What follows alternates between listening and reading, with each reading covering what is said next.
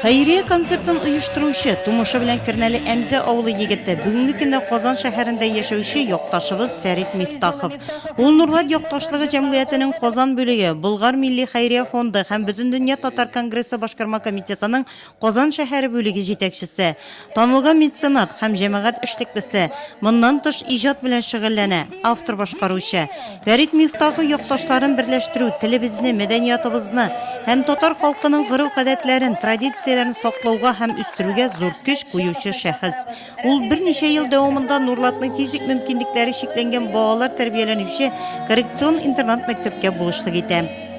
Нурлат якташлыгы исеменнән, Бөтендөнья татар конгрессы исеменнән Нурлат шәһәрендә безнең инде күптән дус булган, безнең инде коррекцион мәктәпкә игътибарыбызны биреп, шунда кайтып, әлбәттә, концертта үзебезнең якташларны, җырчыларны алып кайтып, үзебезнең катнашу белән шул вакытта аның әле тамашачы килеп тә, шунда билетлар алып, үзенең шул декадага өлешен кертү, менә ул безнең үзебезнең төп бурычыбыз дип уйлыйм. Хәйрия концертында кунаклар Татарстаннан гына түгел, Мәскәүдән дә кайтты. Якташыбыз җырчы Әлфинә Әхмәтҗан чарага турыдан-туры поезддан килде. Аның өчен бу концерт зур әһәмияткә ия. Нурлат минем туган ягым.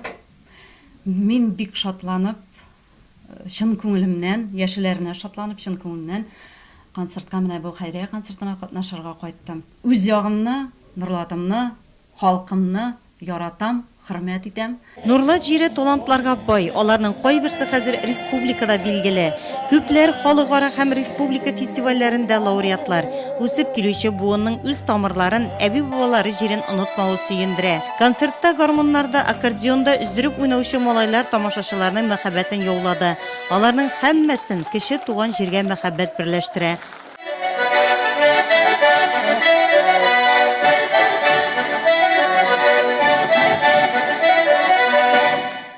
Бүген әлбәттә туган ягыма, үземнең туган ягымнан чыккан артистлар белән әле алар шундый моңлы итеп сәхнәдән җырлыйлар. Мен дә күңел тула. Ни өчен? Чөнки безнең җирлегебездә бик күп талантлы кешеләр чыккан. Инде бүген концертыбыз аерылып тора. Ярдәм безнең Хәйрия концерты. Мен бик шатмын безнең нурлатлыларыбыз залны тутырып, аңлап, һәм дә безне тыңларга алып килгәннәр өчен.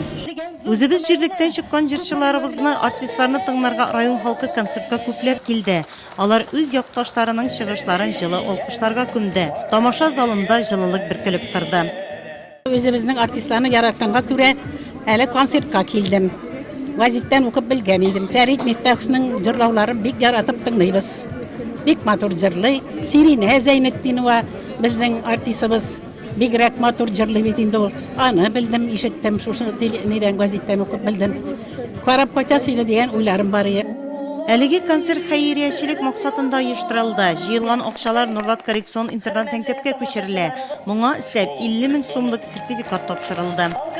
С помощью этих средств, конечно, мы Бу акчалар безнең мәктәпнең материал-техник базасында тула тотылачак. Шулай ук мастерскойларда материаллар алу, мәсәлән, тегү машиналарында эшләү өчен тукымалар алуга китәчәк. Шулай ук балта эше буенча да. Әлбәттә, барлык акчалар да балаларга әйбәт булсын өчен кулланыла. Мин ихлас күңелдән Фәрит Фәйзович Мифтаховка, Нурлат якташлыгына зур рәхмәтләремне җиткерәм.